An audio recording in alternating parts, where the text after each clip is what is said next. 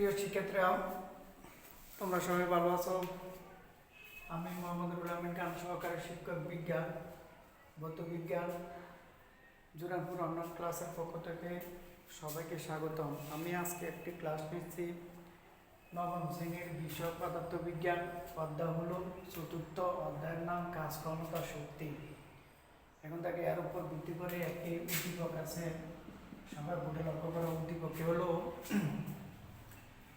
ভূমি সি বিন্দুতে হচ্ছে ভূমির অবস্থান সি বিন্দুতে এস উচ্চতায় এ বিন্দুতে একটি বস্তু আছে স্থির, অর্থাৎ বস্তুটি ভর এম সমান 10 কেজি, আর বস্তুটি এ বিন্দু থেকে এক দূরত্বে বি বিন্দুতে অবস্থান করা হলো, আবার সি বিন্দুতে আরেকটা অবস্থান আছে।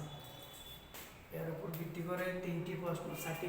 কয়ের প্রশ্ন ক্ষমতা কাকে বলে, ক্ষয়ের প্রশ্ন বিভব শক্তি পাঞ্চাচল বলতে কি বোঝায়, গয়ের প্রশ্ন বস্তুটি ভূমি হতে কত উচ্চতায় বিভব শক্তির গতিশক্তির দ্বিগুণ হবে। গয়ের প্রশ্ন দেখাও যে এ বি সি বিন্দুতে মোট শক্তি সমান। এখন আমরা এই চ্যাপ্টার অর্থাৎ চ্যাপ্টারটা হলো কাজ ক্ষমতা শক্তি। কয়ের প্রশ্ন আছে কাজ কাকে বলে। আমরা জানি কোনো বস্তু একক সময়ে কৃত কাজের হারকে ক্ষমতা বলা হয়। ক্ষমতা কাকে বলে? কোনো বস্তুর একক সময়ে কৃত কাজের হারকে কি বলা হয়? ক্ষমতা। যেমন আমি একটু লিখি, ক্ষমতা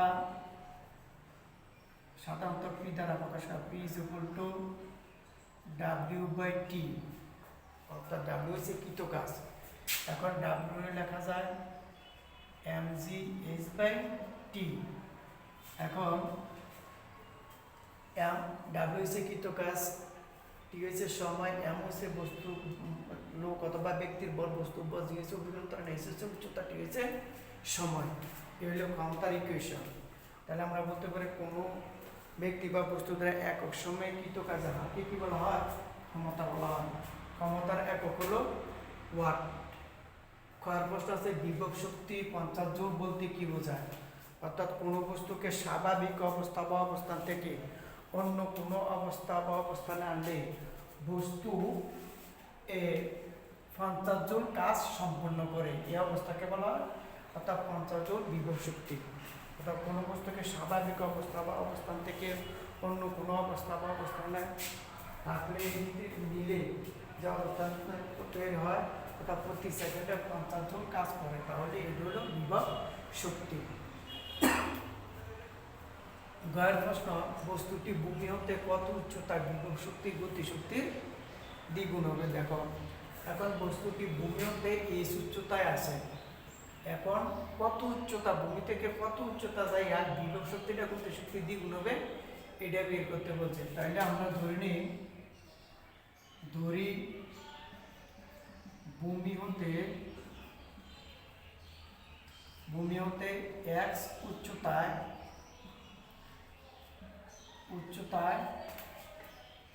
অথবা x প্রাইম, কারণ উদ্দীপক x আছে, বিভব শক্তি গতিশক্তির দ্বিগুণ হবে। তাহলে আমরা লিখতে পারি বিভব শক্তি P সমান mg(x প্রাইম। এবার গতিশক্তি লিখতে পারি, এবং গতিশক্তি লিখতে পারি E(k) = 12 mv²। সূত্রটা হচ্ছে এটা। এখন টোটাল উচ্চতা আছে s, তাইলে x মনে করেন এই জায়গাটা x প্রাইম আছে, x প্রাইমের ক্ষেত্রে ব্যাগটা কত হবে আমাদের বের করে নিতে হবে। তাহলে ব্যাগ লিখতে পারি u² + 2g, টোটাল দূরত্ব ছিল h - x প্রাইম, অর্থাৎ টোটাল দূরত্ব থেকে x প্রাইম ধরে নিয়েছিলাম, আমরা বিয়োগ করব, ঠিক আছে। এখন আমাদের কি দ্বারা হাফ ইন্টু বস্তুটা যেহেতু স্থির ছিল m এর মান, দেখার পর u এর মান 0, তাহলে 0 বসলে 0 আসে 2gh - x প্রাইম। তাহলে এটা কাটা, তাহলে কি দাঁড়ালো mgh - x প্রাইম হবে। এখন বলছে বিভব শক্তি গতি শক্তির কয় গুণ বলছে দ্বিগুণ। তাহলে লিখতে পারি সত্য মতে ইপি সমান 2 অফ ইকে, অর্থাৎ গতি শক্তির দ্বিগুণ হবে বলছে। তাহলে ইপির মান পাইছি আমরা কত, mg x prime is equal to 2 into, আর এটা mg h minus x prime, ঠিক আছে। এই এখন আমরা mg বাদ দিই, তাহলে x prime is equal to 2 into h minus x prime. এবার x প্রাইম এদিকে নিয়ে আসলে তাহলে 3x prime is equal two 2s। এবার x prime is equal to 2h by 3 সমান 2 ইনটু h এর টোটাল দূরত্ব ছিল কত, 50 ডিভাইড বাই 3, তাইলে ওইটা আছে নিচে 3 উপরে 100। এত মিটার দূরত্বে x প্রাইম দূরত্ব, এত মিটার দূরত্বে বিভব শক্তি গতি শক্তির দ্বিগুণ হবে।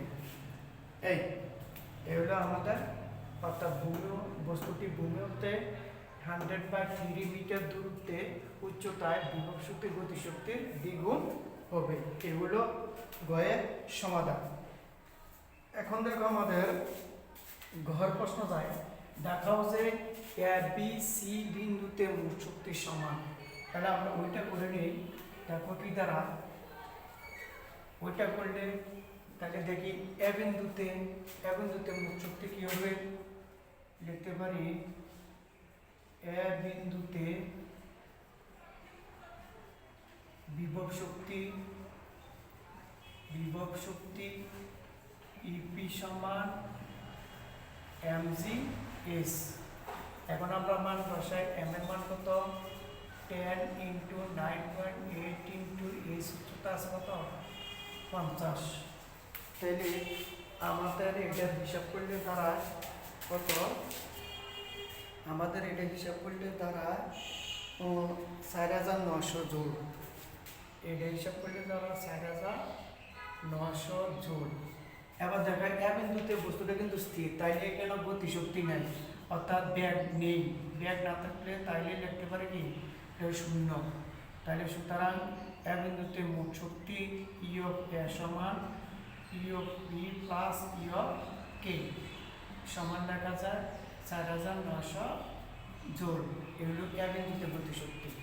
এবার বি বিন্দুতে আসো, বি বিন্দুতে দেখো কি বলছে, বি বিন্দুতে তাইলে বিভব শক্তি আমরা বের করে দিই। বি বিন্দুতে বিভব শক্তি তাহলে ই অফ পি সমান, বি বিন্দুতে বিভব শক্তি কি হবে দেখো, বি বিন্দুতে বিভব শক্তি হইতেছে mg/s মাইনাস x, অর্থাৎ উচ্চতা থেকে বি বিন্দুতে x মিটার নিচে আছে। তাইলে m এর মান 10 ইনটু 9.8 ইনটু s এর মান 50 মাইনাস 20, x এর মান কত, 20। তাইলে লিখতে পারি 100 ইনটু 9.8 ইনটু 30 কিছু উল্টো হইতে আছে, এইটার হিসাব হইতে আছে। বি বিন্দুতে বিভব শক্তি আছে 2940 জোল, 2940 জোল। এই এখন এবার বি বিন্দুতে গতি শক্তি, বি বিন্দুতে গতি শক্তি ই কে ইজ ইকুয়াল টু লেখা আছে হাফ এম বি স্কয়ার। এখন ব্যাগের মান আমরা বের করতে হলে তাহলে লিখতে পারি হাফ এম ইন্টু লিখতে পারি u square plus 2g S minus x. এইটা এখন আমরা মান বসিয়ে দিই। মান বসিয়ে আমাদের কি দাঁড়ায়, গতি বি বিন্দুতে গতি শক্তি হইতে আছে 10 মাইনাস এত, তাহলে আমাদের কত আছে 10 ইন্টু 10 ইন্টু ইউর মান 0 2 ইন্টু 9.8 ইন্টু আর এস মাইনাস এক্স এর মান কত হয়, এটা হচ্ছে 30। হিসাব করলে আমাদের দ্বারা ই বিন্দুতে গতি শক্তি দাঁড়াইতেছে, ই বিন্দুতে গতি শক্তি যা 1960 জোল। 1960 জোল ই বিন্দুতে গতি শক্তি। তাহলে লিখতে পারি সুতরাং ই অফ বি সমান E of K B plus E of P B. এবার হতে আছে কত 2940 প্লাস 1940 প্লাস 2940 জুল। তাহলে এই হিসাব করলে দাঁড়াবো অতএব 4900 জুল। এই ঠিক আছে, এই হলো বি বিন্দুতে মোট শক্তি। এখন দেখো বি বিন্দুতে মোট শক্তি আমরা পাইলাম, তাইলে বি বিন্দুতে মোট শক্তি আমরা। এবার সি বিন্দুতে দেখো, সি বিন্দুতে কি হবে, সি বিন্দুতে মোট শক্তি। তাইলে এ বিন্দু মোট শক্তি, বি বিন্দু মোট শক্তি পেলাম। তাহলে লিখতে পারি E of A equal E of B. এবার সি বিন্দুতে আসো, সি বিন্দুতে আমরা দেখাই সি বিন্দুতে বস্তুটি যখন পড়বে তখন উচ্চতা অবশ্যই কমে যাবে, কিন্তু এখানে ব্যাগ কাজ করবে। তাহলে বিভব শক্তি এখানে কত হবে, 0। তাহলে লিখতে পারি সি বিন্দুতে বিভব শক্তি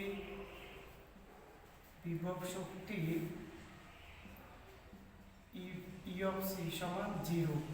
এবার সি বিন্দুতে গতি শক্তি ই অফ কে সি সমান হাফ এম বি স্কয়ার। এখন এখানে যাইয়া ব্যাগের মান বার করতে হবে। তাহলে লিখতে পারি ই স্কয়ার প্লাস 2g এস। এখন দেখো হাফ ইন্টু এম ইন্টু ইউর মান 0 প্লাস 2g ইন্টু 9.8 ইন্টু উচ্চতা কত আছে 50। তাহলে এই হিসাব করলে তারা হাফ ইন্টু এম এর মান কত 10, 10 ইন্টু 2 ইন্টু 9.8 ইন্টু 50। এটা হিসাব করলে দাঁড়ায় কত 4900 জুল। এই তাইলে সি বিন্দুতে মোট শক্তি ই অফ সি সমান E of K C plus E of E P C. তাইলে ই অফ কে সি কত পেলাম 4900 জুল প্লাস 0।